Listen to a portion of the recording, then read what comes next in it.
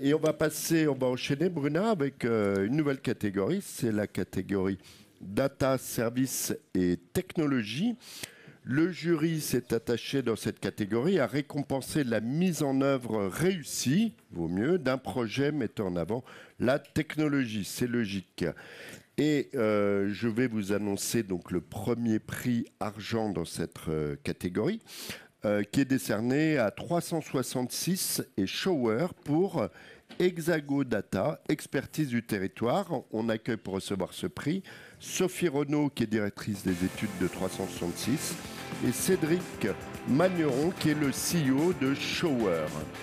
Je crois qu'on dit show here. Show here. Show here. Comment on dit? Show here. Ah, shower. Ouais, d'accord. Bon. Ouais, mais j'avais. Bon, très bien. Voilà. T'avais raison. J'avais raison.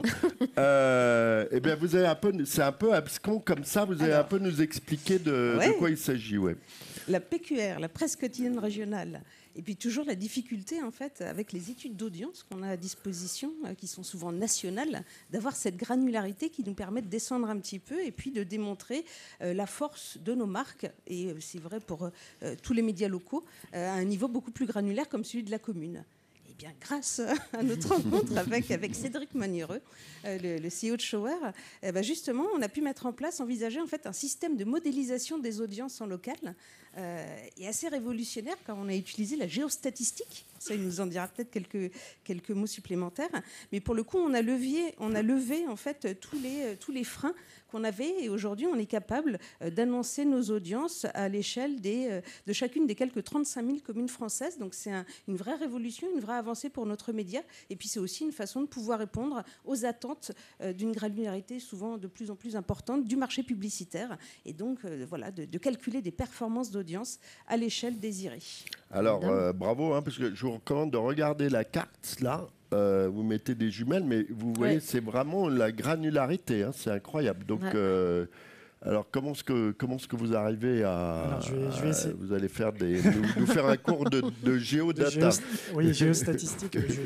En 40 secondes. Voilà, donc, l'idée, je vais faire une analogie. Moi, je viens d'un domaine qui est complètement différent. J'ai travaillé pendant 20 ans dans l'industrie minière et pétrolière. Et donc, on utilisait ces techniques de géostatistique qui sont en fait des techniques cartographiques. Donc, à partir d'une donnée fragmentaire, typiquement des sondages miniers, des puits pétroliers, on essaye de réaliser une cartographie d'un gisement, en fait. Et donc, on s'est dit, pourquoi ne pas utiliser ces algorithmes qu'on avait développés, nous, pendant 20 ans au sein d'une autre société, et essayer de les appliquer à des sondages, des données d'enquête, en fait, puisqu'on s'appuie sur des données d'enquête de Kantar, la CPM. Et il se trouve que ça a très bien marché, ça a donné ce genre de carte, avec une précision. Ce n'est pas du pétrole. Très intéressant. Et ce n'est pas du pétrole, ni des... On a cherché. En tout cas, bravo à tous les deux. Je vais vous laisser prendre la photo souvenir avec vos beaux prix On les argent. applaudit.